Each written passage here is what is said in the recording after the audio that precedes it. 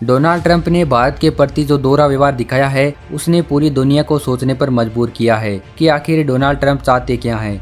एक तरफ यूरोपीय यूनियन से कहते हैं कि भारत और चीन पर 100% टैरिफ लगा दो। उनके हिसाब से रूस की अर्थव्यवस्था को सबसे ज़्यादा सहारा यही दो देश दे रहे हैं, क्योंकि वे बड़ी मात्रा में रूस से कच्चा तेल खरीदते हैं। ट्रंप ने यूरोपीय अधिकारियों के साथ फोन पर बात की और उन्होंने साफ साफ कहा कि अगर रूस के राष्ट्रपति पुतिन पर दबाव बनाना है तो इन दोनों देशों पर भारी टैरिफ लगाना ही पड़ेगा। लेकिन यहाँ सबसे बड़ी बात यह है कि खुद अमेरिका ने भारत पर सिर्फ 50% का टैरिफ लगाया और 100% टैरिफ लगाने की हिम्मत खुद अमेरिका भी नहीं कर पाया। इसकी वजह यह है कि अमेरिका को पता है कि भारत जैसी एक बड़ी और मजबूत अर्थव्यवस्था पर इस तरह सीधा हमला करना उल्टा पड़ सकता है। ऐसे कड़े कदम उठाने से अमेरिकी अर्थव्यवस्था को भी बड़ा नुकसान हो सकता है। ये एक ऐसी सच्चाई है जिसे ट्रंप और उनका प्रशासन अच्छी तरह से जानता है। वे भारत की बढ़ती आर्थिक ताकत और बाजार के महत्व को नज़रअंदाज नहीं कर सकते।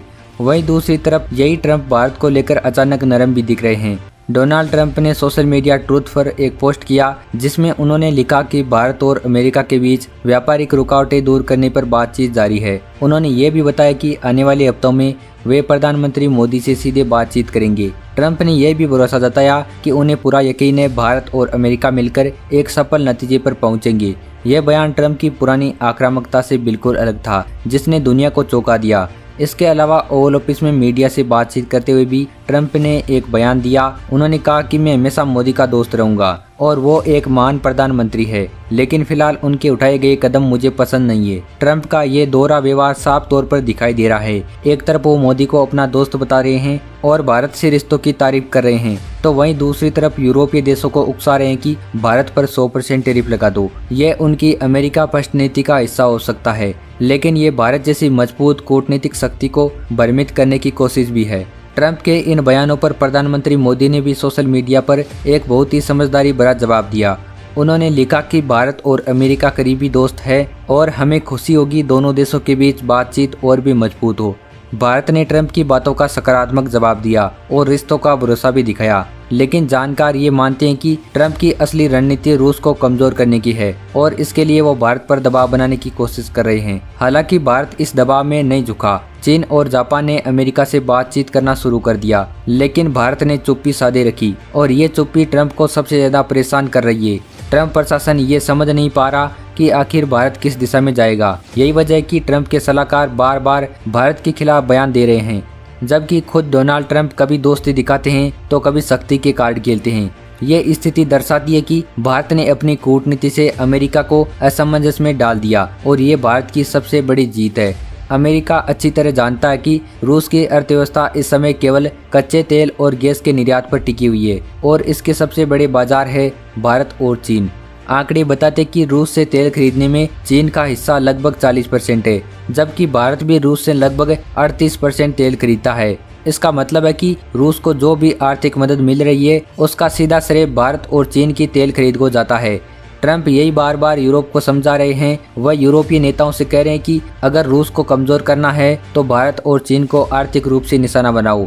उनकी रणनीति ये है कि अगर दोनों देशों पर टैरिफ लगाए जाए तो वो रूस से तेल खरीदना कम कर देंगे, जिससे रूस की अर्थव्यवस्था पर सीधा असर पड़ेगा। यही कारण है कि ट्रंप 100% टैरिफ लगाने की बात करके यूरोप को उकसा रहे हैं कि वह भारत और चीन पर हमला करे। लेकिन यूरोप भी जानता है कि भारत पर सीधा हमला करना आसान नहीं है।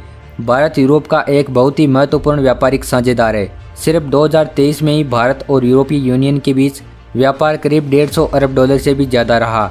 अगर यूरोप भारत पर भारी टैरिफ लगाता है तो इसका सीधा नुकसान यूरोप की अपनी अर्थव्यवस्था को होगा। इसकी वजह से यूरोपीय नेता ट्रंप की बात तो सुन लेते हैं, लेकिन कोई भी कड़ा कदम उठाने से बचते हैं।